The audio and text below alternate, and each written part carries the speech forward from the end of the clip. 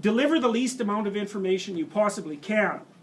And so let's say you come home and your person is watching TV, and you're kind of hoping they'd greet you at the door.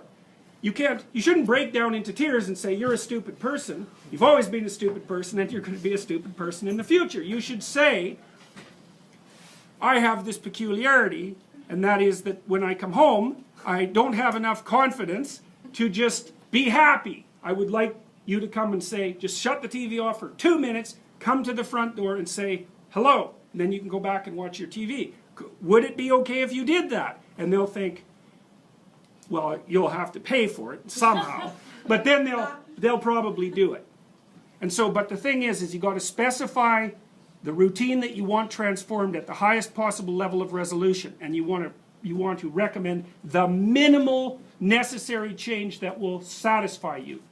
So you can't say, if you loved me, you'd know how to greet me at the door. Ha, not helpful, because they're stupid.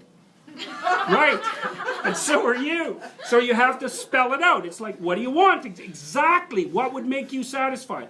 And then you have to have your person like grudgingly practice that a few times, and you have to let them do it very badly and also in a bad temper, and then you have to reward them for it, and then maybe 3 months later they'll do it properly. So you need to know that, because that's what people are like. It's very hard for them to learn new things, and they're very resistant to it, but they're very responsive to reward. So another thing, this is partly what B.F. Skinner figured out. So when he was training rats, and he wanted the rat to do something, one of the things he would do is maybe he was going to train the rat to climb a little ladder. And I mean, he could get rats to climb ladders and then climb across like the little monkey bars and then spin around 3 times and then, you know, whack a ball and then eat something. Like, he got incredibly complex behavior out of rats. And the way he did that was patience.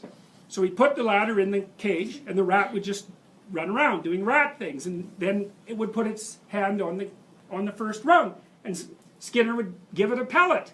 And so he did, you know, after even once, the rat's going to be like, stand in the immediate vicinity of the ladder, and then the frequency with which it's going to go like this is just increased. So then it does it again, bang, pellet.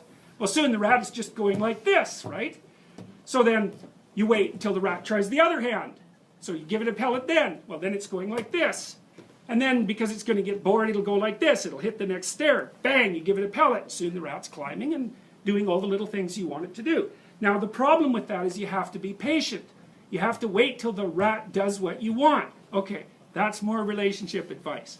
Wait till the rat does what you want, and then reward it. And it's unbelievably useful. It's also extraordinarily positive. I mean, I'm being, you know, comical insofar as I can manage that about the situation. But people love reward, and they love attention. People love attention more than anything else. And so, if you watch through the day, and when your partner does something that's good, say, man, that was good, or something like that. You can be inventive, and then they'll do it more. And if you do that a whole bunch, like for a year, they'll be doing things that are good for you just all the time. But you have to be patient, which is very annoying, and you have to suppress your response to only respond to negative things. You know, because what we know about the expectancy models is that a deviation from expectation produces a burst of negative emotions. You know, so you come home and the whole house is clean, but there's like, I don't know, the dog has shed on the rug or something, and the person overlooked that. It's like, you're not going to see the clean house, you're going to see the rug with the dog fur on it. You're going to say, why didn't you clean up the rug with the dog fur? And they're going to say, good luck getting me to clean up the house again. And, you know, because the thing is the exception stands out, and what's done doesn't. And the reason for that is you can just ignore what's done, because it's done. It doesn't get in your way. So it gets invisible really quickly. So you really got to watch that tendency. One of the things Nietzsche said was that if you really want to punish someone, you don't punish them when they do something wrong, because they expect that. That's not a punishment. They expect that. They might even be relieved by it. You want to punish them when they do something right, because then you'll really hurt them. And so that's something to think about. If you're in a relationship, man, if someone's done something right, do not punish them.